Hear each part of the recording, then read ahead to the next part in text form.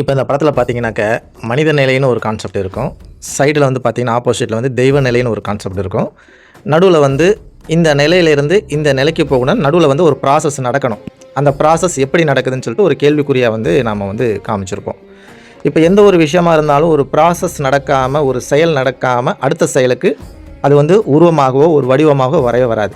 ஒரு விதைன்னு ஒன்று இருந்துச்சுன்னா தான் விதையிலேருந்து தான் செடி வளரும், மரம் வளருது. அப்போ அந்த இடத்துல ஒரு ப்ராசஸ் நடந்தே ஆகணும். கரெக்டுங்களா? அதே போல் குழந்தைன்னு ஒன்று உருவாகணும் அப்படின்னாக்கா அதுக்கு முன்னால் ஒரு ப்ராசஸ் நடக்கணும். நடந்தால் தான் அந்த குழந்தைங்கிற ஒரு விஷயம் வந்து உருவாக ஆரம்பிக்குது. அதே போல் மனித நிலையிலேருந்து தெய்வ நிலைக்கு இவங்கெல்லாம் போனாங்கன்னா, இவங்க இந்த தெய்வ நிலைன்னு நம்ம ஏன் சொல்கிறோன்னாக்க, இந்த பூமியில் ஏதோ ஒரு செயலை அவங்க செஞ்சுருக்கிறாங்க. ஸோ நல்ல காரியங்கள், நல்ல விஷயத்தை வந்து ஸ்ப்ளிட் பண்ணிட்டு போயிருக்கிறாங்க. அப்போ போனதுனால தான் அவங்களுக்கு இவ்வளோ பேர், புகழ், மரியாதை, அன்பு எல்லாமே நடக்குது. அப்போ இந்த உலகத்தில் எந்த ஒரு செயலுமே செய்யாமல் அப்படியே ஒருத்தவங்க இருக்கிறாங்கன்னா அவங்களுக்கு புகழ் இருக்குமா, மரியாதை இருக்குமா, அன்பு இருக்குமா? இல்லை தன்னைத்தானே நீங்கள் மாறிக்கங்கன்னா நீங்கள் மாறத முடியுமா? முடியாது. அப்போ யாரோ ஒருத்தர் ஏதோ ஒரு செயல் வந்து செஞ்சுருக்கிறாங்க. அப்போது இந்த நிலையில் இருந்தவங்கள இந்த நிலைக்கான செயலை செய்ய வச்சது யார் அப்படின்னு ஒரு கேள்விக்குறி இருக்கு இல்லையா?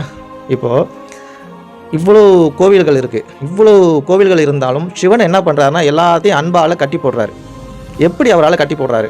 அப்போது சிவன் கோயிலுக்கு முன்னால் போய் பார்த்தோம்னாக்க சிவலிங்கமாக தான் தரிசனம் வந்து நமக்கு வந்து கிடைக்கிது. அப்போது உருவம் உண்மையிலுமே அவருக்கு இருக்கா இல்லையா?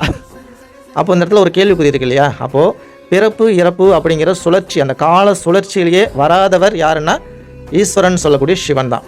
அப்போது இந்த பூமியில் இத்தனை கோடி பேர்த்தையும் அன்பால் கட்டி போட்டு மரியாதை செலுத்தக்கூடிய அளவில் இவ்வளவு பூஜை நமஸ்காரம் அவருக்கு நடக்குதுன்னா, அப்போ இந்த பூமியில் அவர் என்ன செஞ்சார், எப்போ செஞ்சார், எப்படி செய்வார், எப்போ செய்வார்?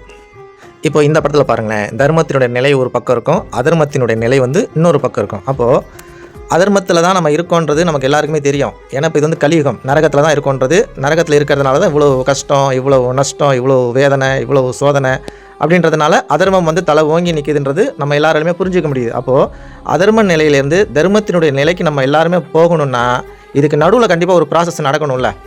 அப்போ அந்த ப்ராசஸை யாராவது ஒருத்தர் செய்யணும் இல்லையா? அந்த செய்யக்கூடியவர் தான் சிவன்.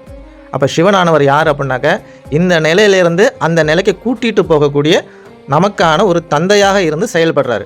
இப்போது சிவனுக்கு வந்து பார்த்திங்கனாக்க உருவம் கிடையாது, பிறப்பு இறப்பு கிடையாது அப்படின்னு சொன்னாலும், அப்போ பிறப்பு இறப்புக்கு அப்பாற்பட்டவர் எப்படி இந்த பூமியில் ஒரு காரியத்தை செய்ய முடியும்? அப்போ அவரும் செஞ்சுருக்கிறாரே, எப்படி செஞ்சுருக்கிறாரு அப்படின்றத நம்ம பார்க்கணும்னா இன்னும் இந்த பதிவு வந்து ரொம்ப லென்த்தாக போகும். நம்ம அடுத்த ஒரு பதிவில் பார்க்கலாம்.